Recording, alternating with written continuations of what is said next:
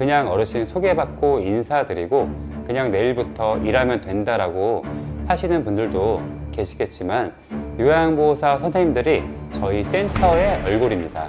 안녕하세요. 오늘 오후 요양보호사 선생님 면접이 예정되어 있어 방문요양 요양보호사 면접 진행 방법과 절차를 알려드리겠습니다. 이번 구인권은 4등급 여자 어르신이고 교통편이 편리한 위치에 거주하고 계십니다. 역시 구인 공고를 올렸는데 20통 이상 문의 전화를 받았습니다. 여기서 어르신의 필요한 서비스 부분과 가정 환경 상태를 말씀을 전달드렸고, 해당 어르신 같은 경우는 집에 반려견이 있고 아드님이 일하는 시간에 계셔서 15분은 힘들다고 하셨고 5분이 하실 수 있다라고 하셔서 5분 선정되었습니다. 이 중에서 한 분 선정한 기준을 알려드리면, 저는 센터장으로서 요양보호사 선생님들보다 나이가 좀 어린 편에 속합니다. 그러다 보니 간혹 통화 시 반말을 하시는 분들이 계시고, 어르신 서비스 내용을 설명드리는 과정에서 제 이야기를 충분히 듣지 않고 선생님 본인 위주로 말씀을 이어가시는 경우가 있습니다. 방문요양 면접은 사무실 대면 면접이 아니라 전화 면접이 대부분이니까 이 부분을 꼭 기억을 하셔서 나이가 어린 센터장이나 사회복지사 선생님들과 통화할 때 통화 과정에서 내용 전달 과정을 듣고 그 이후에 이야기를 이어나가는 게 좋지 않을까라는 생각을 합니다. 그리고 전화 면접 전에 반드시 확인하셔야 할 부분이 있습니다. 요양보호사 자격증은 기본적으로 갖추고 계시겠지만 오늘 날짜 기준으로 최근 1년 이내 건강검진을 받으셔야지만 일을 하실 수 있는데, 간혹 건강검진 날짜가 일주일 전에 끝나셔서 전화 오신 선생님들도 계시고 작년 몇 월 달에 받으신지 기억 못 하시는 선생님들도 많이 계십니다. 이 부분은 통화하시기 전에 먼저 확인을 하셔야 하고 방문요양 기준에 적합한 건강검진이 있습니다. 이 부분도 전화 면접 전에 확인을 해보시고 전화를 하시는 게 면접이 훨씬 수월하게 진행이 되니까 이 부분도 꼭 기억을 하셨다가 진행을 하시면 더 좋으실 것 같습니다. 2차 현장 면접은 어르신 댁으로 방문을 하여 진행을 합니다. 대부분 부모님을 모시는 일이다 보니까 면접 때 보호자님들이 계시는 경우가 많으십니다. 보호자님이 부재 시에는 어르신과 직접 면접을 진행을 합니다.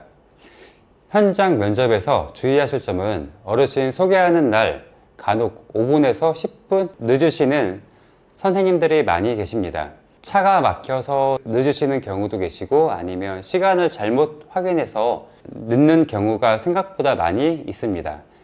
약속 시간보다 5분에서 10분 일찍 가시는 것도 면접에 도움이 되실 거라 생각을 합니다. 그리고 어르신 댁에서 면접을 보실 때 선생님들이 앞으로 가사 지원을 하셔야 된다는 생각을 하셔서인지 보호자나 어르신의 동의 없이 냉장고를 열어보시는 경우도 있습니다.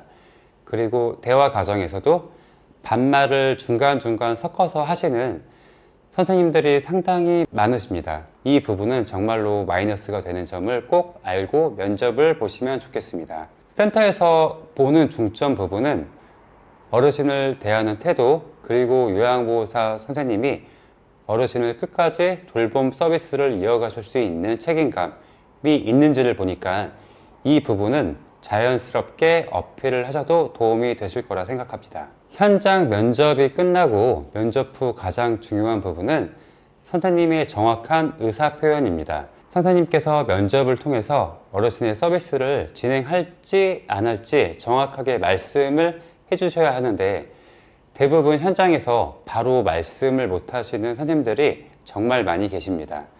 서비스 시작 전날이나 아니면 일주일 후에 연락이 오셔서 못하겠다라고 하시는 분들이 많으신데, 그렇게 되면 센터 입장에서는 보호자와 어르신한테 신뢰를 또 잃을 수 있고, 선생님도 마찬가지로 가까운 거리에 다른 일자리가 나왔는데 센터로 연락을 못 주시는 경우가 많이 있습니다. 차라리 면접이 끝나고 그 자리에서 명확하게 의사 표현을 해주셔야지 그게 더 현명한 선택이시니까 부담 갖지 마시고, 선생님 의사가 가장 중요하시니까 방문 요양 서비스를 진행을 하실지 정확하게 전달을 해 주셨으면 합니다. 그리고 센터 역시 어르신과 보호자님에게 선생님이 괜찮으신지 의사를 확인합니다.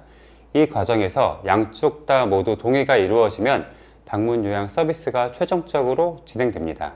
마지막으로 선생님이 서비스 들어가시면 일주일 적응 기간이 있습니다. 이 기간 동안 선생님이 면접 당시 안내받은 어르신 서비스 내용과 틀린 업무 외 범위를 시킨다든지 아니면 부적절한 요구나 어르신이나 보호자님과 성향이 너무 안 맞는 경우가 또 있습니다. 이럴 경우는 반드시 센터로 연락을 주셔야 합니다. 정확하게 전달을 해주셔야 센터에서는 중재 및 조치를 취할 수 있습니다. 센터 또한 일주일 동안 어르신과 보호자에게 만족도 확인을 진행합니다. 선생님이 잘 적응하고 계신지, 서비스가 원활하게 이루어지고 있는지 점검하는 과정으로 끝이 납니다. 지금까지 설명드렸던 면접 절차는 전화 면접, 현장 면접, 일주일 적응 기간까지 이 모든 과정이 다 끝나고 나서부터 진정한 서비스의 시작이다 라고 보시면 됩니다. 이 과정들이 너무 꼼꼼하게 본다라고 생각도 하실 수 있으실 거라 생각합니다. 그냥 어르신 소개받고 인사드리고 그냥 내일부터 일하면 된다라고 하시는 분들도 계시겠지만 요양보호사 선생님들이 저희 센터의 얼굴입니다. 그래서 좀 더 신중하게 생각해 주시고 면접 보실 때 이 부분을 유의해서 보신다고 하시면은 방문 요양 서비스 진행하시는데 큰 어려움이 없을 거라고 말씀을 드리고 싶습니다. 네, 오늘 영상은 여기까지 찍겠습니다. 감사합니다.